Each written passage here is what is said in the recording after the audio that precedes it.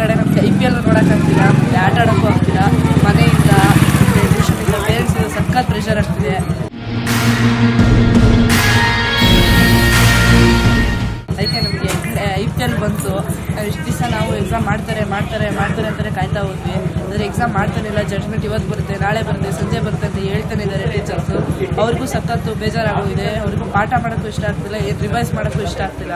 ನಮಗೆ ಬರೀ ಸ್ಕೂಲಲ್ಲಿ ಓದು, ಮನೇಲಿ ಓದು, ಟ್ಯೂಷನ್ಗೆ ಓದು, ಒಂಚೂರು ಫ್ರೀಯೇ ಸಿಗ್ತಿಲ್ಲ. ನಮ್ಮ ಮೈಂಡ್ ಫುಲ್ ಬ್ಲಾಕ್ ಆಗೋಗಿದೆ. ಅದಕ್ಕೆ IPL ನೋಡ್ಬೇಕು ನಾವು. IPLಗೋಸ್ಕರನೇ ಎಷ್ಟು ದಿವಸ ಕಾದಿದ್ದೀವಿ.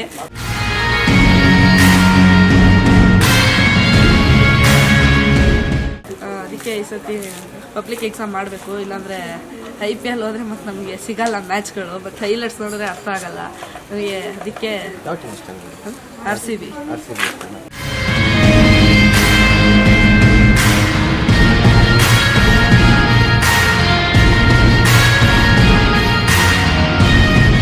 ಸತಿ RCB ಈ ಸಲ ಕಪ್ ನಮ್ಮದೇ.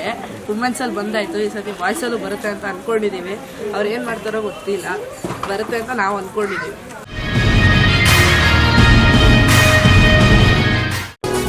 ಸುದ್ದಿ 18 ಸದಾ ನಿಮ್ಮೊಂದಿಗೆ.